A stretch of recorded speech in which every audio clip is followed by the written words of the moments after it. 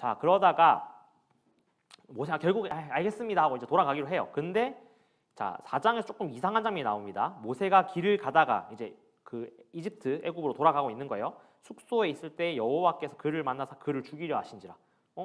계속 가라고 야와 이렇게 위로하고 설득해놓고 갑자기 죽이려고 하신대요.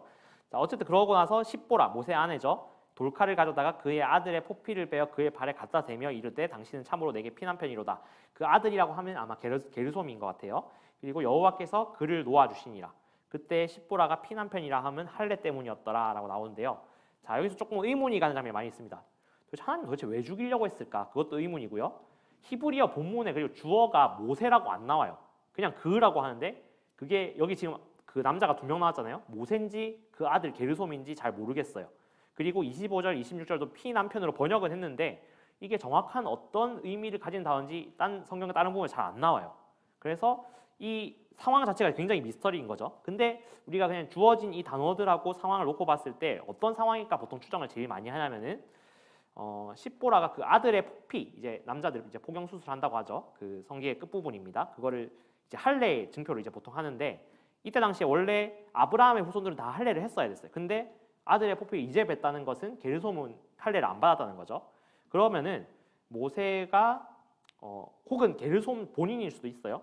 하나님이 이렇게 죽이려고 하셨다는 것은 모세가 그 아들 게르솜에게 어쨌든 할례를 주지 않았기 때문에 하나님의 백성으로서 중요한 약속을 이행을 안 한 거죠.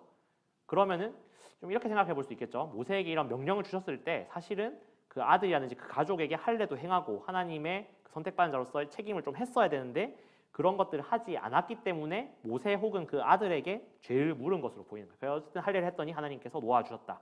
보통은 이렇게 이해를 많이 합니다. 근데 좀 정확하진 않아요. 이게 정확한 의미인지는 모르지만 이게 제일 유력하다. 이걸 추천을 드립니다. 자, 그리고 이제 어쨌든 모세가 이제 파라오에 가서 이제 하나님께서 너를 이스라엘 민족을 보내라고 하셨다. 이런 얘기를 이제 합니다. 자, 좀 넘어가죠. 15일 본문입니다. 15일 본문. 자, 그러니까 이제 파라오는 이집트에서 제일 높은 사람이잖아요. 그리고 자기를 신이라고 하는 사람이기 때문에 바로가 이르되 여호와가 누구이기에 내가 그의 목소리를 듣고 이스라엘을 보내겠느냐. 나는 여호와를 알지 못하니. 아까 전에 요셉을 알지 못하는 왕이라고 했잖아요. 어쨌든 나는 여호와를 알지 못하니 이스라엘을 보내지 아니하리라. 사실 이 왕은 이제 모세 때 그 파라오는 달라요. 그 다음 때의 이제 왕인데 어쨌든 하나님을 알지 못하는 건 동일한 거죠. 자, 그래서 파라오가 자기를 신이라고 생각합니다. 자기가 신인데 내가 신인데 무슨 딴 신이 와서 나 이렇게 나는 못해 이렇게 하는 굉장히 교만한 표현을 이제 보여주고 있는 것을 알 수 있습니다.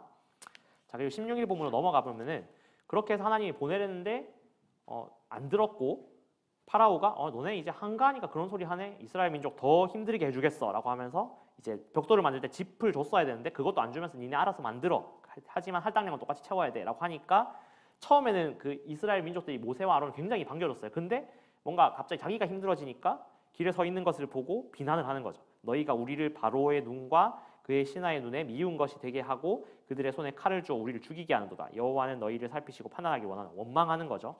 그러고 나니까 이제 모세가 또 하나님께 기도를 합니다.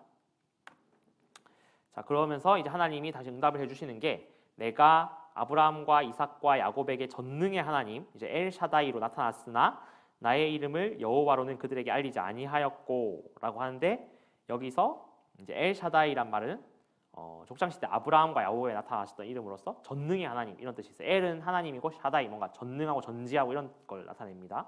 그래서 그걸 쓰셨다는 표현은 옛날 표현을 쓰셨다는 것은 내가 너희 조상하고 약속했던 하나님이야. 너 기억하지? 이런 의미로 볼 수 있는 거예요.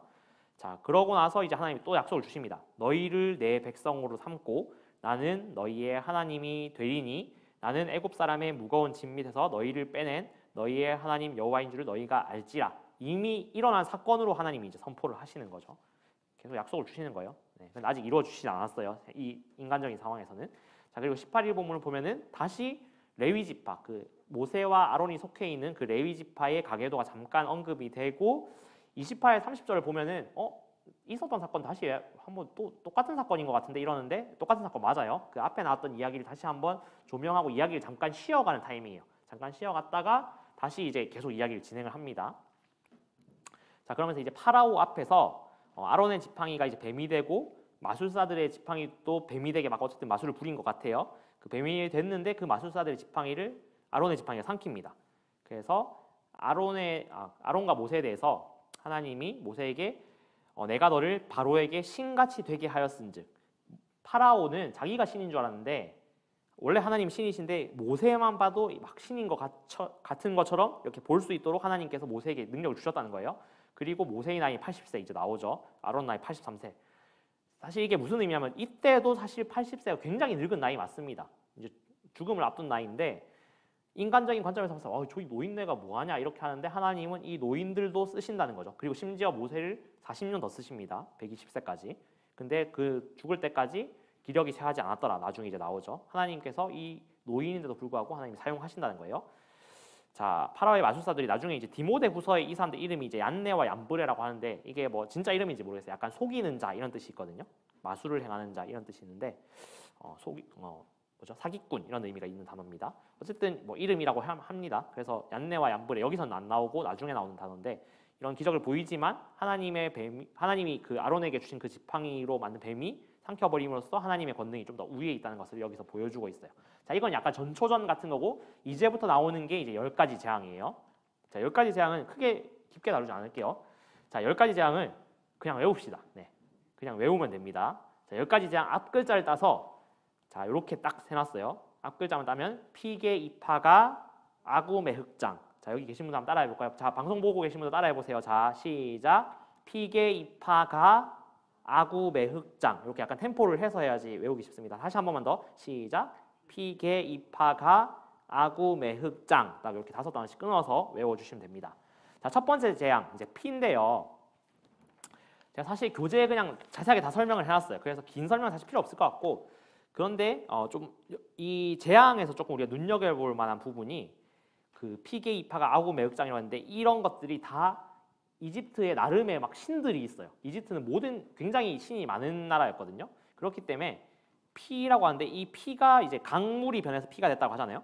이집트는 이 나일강이 생명의 젖줄이라고 강의 신을 굉장히 막 숭배하고 이랬어요. 그래서 여기 나온 그림이 이 하피신이라는 신을 이제 묘사해 놓은 건데 이집트 막 벽화 같은 데 나오는 신이거든요. 강줄기, 나일강이 이렇게 두 줄기로 이렇게 크게 돼 있대요. 그래서 그 두 줄기를 이렇게 해서 형상화해서 이 하피라고 하는데 이 신이 이집트에 굉장히 큰 생명을 주고 막 곡식을 풍요롭게 해주고 이런 신이었는데 강물이 피가 돼 버리니까 이제 이게 망한 거죠. 그래서 하나님이 이 하피 신에 대해서 정벌을 하셨다. 이런 식으로 해석을 합니다. 이게 뭐 맞는지는 모르겠는데 굉장히 충분히 의미가 있는 해석이라고 봐요. 이집트의 신들을 굉장히 깨부수는 순서대로 깨부수는 그런 장면으로 묘사를 하고 있어요. 자, 그러고 나서 개구리 신이 나옵니다. 네, 여기 좀 보면 이거는 이제 토기로 이렇게 모양 형상을 만들었는데 헤카 신이 있어요. 요즘 이런 신들 막 영화나 이런 데 드라마에 많이 쓰더라고요, 이름들을. 네, 그래서 헤카 신은 이제 개구리 신인데 개구리가 뭘 상징하냐면은 사실은 개구리가 알을 굉장히 많이 낳잖아요. 그래서 다산의 상징이에요. 풍요와 다산의 상징인데 이 개구리가 막 바글거려서 도저히 숨도 쉴 수 없고 굉장히 악취가 나고 막 이랬다라고 이제 나오고 있어요. 그냥 간단히 넘어갈게요. 재앙의 자체에서는 큰 의미들이 없습니다.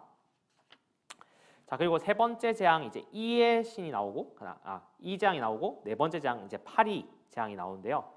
그 이 재앙이 이제 뭘까 봤을 때 그 게브라는 신인데 이 신이 지금 여기서는 이제 사람 모양으로 나오고 있거든요. 밑에 초록색 제가 동그라미 쳐놓은 데가 땅에 누워 있는 신, 땅의 신이기도 하고 그 약간 이를 담을 이로 막 변신하고 뭐 그런데요. 그래서 이 신을 이제 하나님이 이제 이기셨다 이런 차원으로 볼 수 있는 거죠. 그리고 나서 이제 케프리 실제 벽화에 이런 식으로 그림이 그려져 있대요. 사람 얼굴이 이제 벌레 얼굴이에요. 그래서 이게 파리의 신이 아닐까, 벌레의 신이기 때문에 이런 신을 이미 하나님께서 컨트롤하고 계신다. 이런 신한테 아무리 빌어봤자 소용없고 하나님이 이 곤충까지도 컨트롤하신다. 이런 의미로 볼 수 있습니다.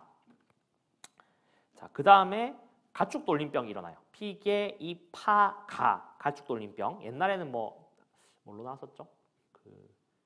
악질이었나요? 뭐 그런 표현으로 나왔던 것 같은데 어쨌든 성경이 개적되면서 가축 돌림병이라고 표현이 되어 있습니다. 그래서 아피스라고 하는데 이 아피스는 소의 신이에요. 소의 신, 가축의 신, 소의 신인데 이 아피스한테 빌어야 가축이 더 많아지고 가축도 병도 안 걸리고 이러는 거였는데 아피스한테 아무리 빌어도 안 되는 거예요. 하나님의 재앙이 더 큰 거죠. 그래서 가축 돌림병이 일어나고 그다음에 여섯 번째 재앙 악성 종기인데 그 약간 병과 관련된 신이 굉장히 많아가지고 어떤 신인지도 모르겠어요. 어쨌든 그런 신들한테 빌어도 안 되는데 악성 종기는 이제 사람한테 나는 거죠. 사람과 가축한테 동시에 다 나는 걸 다 악성종기라고 하는데 가축 돌림병이 있고 악성종기가 있고 한데 아무 신한테 빌어봐도 이제 안 통하는 거죠. 그래서 이 악성종기 같은 경우는 그 아까 모세와 아론을 반대하던 그 마술사들도 본인들이 걸려가지고 나오라고 하는데 못 나오는 거예요. 아파가지고 굉장히 이제 심각한 상황이 된 거죠. 그 다음에 7번째 재앙은 이제 우박이에요. 우박. 자, 우박이라고 하면은 그 하늘에서 떨어지는 거니까 이 날씨와 관련된 신들인데요. 그 하늘의 신, 바람의 신이라 해서 이시스가 있고요. 그 다음에 누트라고 해서 이 신도 막 기후를 조정하는 그런 신이에요. 아까 같은 그림에서 이제 게브 나왔었는데 밑에 이렇게 누워 있는 게 게브고 위에 있는 신이 이렇게 누트라고 합니다. 뭐 이 신을 자세히 알 필요는 없어요. 그냥 이런 게 있다 정도만 알면 됩니다. 성경을 자세히 읽으시고 신의 이방의 신에게 너무 관심 안 가지셔도 됩니다. 그냥 이런 게 있다라는 의미입니다. 자, 그 다음에 8번째 재앙이 이제 메뚜기인데요.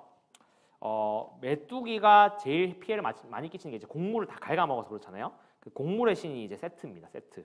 이 신이 뭐 보통 막 이집트 영화 같은 데 많이 나오는데요. 막 이상한 이런 거 가면 쓰고. 네, 그래서 이 세트 신이 빌면은 메뚜기가 사라져야 되는데 안 사라지고 메뚜기가 다 갉아먹었대요. 그래서 굉장히 큰 위험에 이제 처하죠. 농경민족인데 메뚜기한테 다 먹혔다는 건 이제 굶어 죽는다는 의미입니다. 자, 그러고 나서 이제 9번째 재앙이 이제 흑암인데요.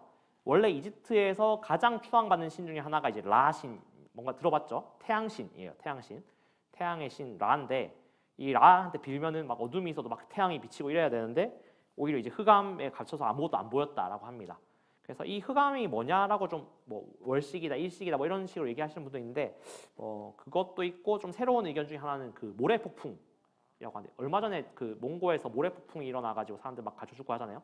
이게 생각보다 그 사막 지역에서 많이 일어나는 그런 현상인데 그게 이제 며칠 동안 계속돼서 그게 모래폭풍이 일어나 어두워서 안 보인대요. 사람이 거기 깔려 죽기도 하고. 그래서 뭐 그런 게 아니었을까 뭐 추정하기도 하는데 정확히 알 수는 없습니다. 어쨌든 근데 굉장히 특이한 것은 이스라엘이 있는 고센 지역에서는 아무렇지도 않고 햇볕이 비치고 있고 이집트 나머지 본토에서는 이제 흑암이 일어나고 이런 게 나오고 있어요. 자, 이제 거의 끝나갑니다. 자, 그리고 30일 이제 12장에서 나오는 가장 그 11장 후반부와 12장 나오는 가장 핵심적인 사건이 12장이죠. 12장에서 나오는 핵심적인 사건이 이제 10번째 장 장자의 죽음인데 11장은 그 죽음을 이제 예고편으로 예고하면서 끝나요. 그래서 이 죽음에 대해서는 그 생명의 신이 이제 프타인데 프타한테 빌면은 막 살아나고 이래야 되는데 그런 게 전혀 되지 않는 게 나중에 보여주죠. 그래서 그 12장에 있을 6월절과도 관련된 그 장자의 죽음을 예고하면서 지금 이번 달 4월 본문이 이제 끝나게 됩니다. 네. 그래서 사실 후반부의 얘기는 우리가 굉장히 잘 알고 있는 10가지 재앙이기 때문에 그냥 이런 의미들이 있다 정도 하면서 보시면 될 것 같고요. 그래서 조금 자세한 내용들은 그래도 제가 책자에 소개해놨으니까 아까도 설명했지만 혹시 책 못 받으신 분들은 유튜브 보고 계신 분 중에 책 못 받으신 분들은 사무실에서 가져가셔서 좀 참고하시면서 말씀을 읽으시면 도움이 될 것 같습니다. 그래서 수고하셨습니다, 여러분. 네. 그리고 마지막으로 지난달에도 한번 읽었었는데요. 자, 성경을 우리가 왜 읽는가 한 번만 더 생각하면서 요 단어, 요 문장 한번 읽어봤으면 좋겠습니다. 같이 한 번만 읽어볼까요? 시작. 성경을 읽는 것보다 중요한 것. 성경 읽기는 성경 통독을 위함이 아니다. 성경적 삶을 위함이다. 네, 라고 페이지 처치 신재홍 목사님께서 말씀하셨답니다. 그래서 우리가 성경 읽기가 그냥 우리가 이렇게 읽었다라고 남들에게 티내거나 내가 뭔가 이렇게 자부심 갖기 위해서가 아니라 우리가 그 성경 읽은 대로 살기 위해서다라고 생각하시면서 우리가 4월 달에도 열심히 큐티 하시면 좋겠습니다. 제가 기도하고 마치도록 하겠습니다. 사랑과 은혜가 풍성하신 하나님, 오늘 또 4월 큐티 세미나로 함께하였습니다. 우리가 큐티를 하는데 도움이 되는 좋은 지식들이 기억나게 해주시고 또 쓸데없는 것들이 있다면 잊게 해주시고 우리가 4월에도 하나님의 말씀에 더 집중하면서 우리가 하나님의 뜻이 무엇인지 더 알아가고 예수 그리스도와 하나님의 나라를 이루어가는 주님의 자녀들 되게 하여 주시옵소서. 함께하게 하신 감사합니다. 모든 것 주님께 영광 돌립니다. 예수 그리스도의 이름으로 기도드립니다. 아멘. 네, 마치겠습니다. 수고하셨습니다.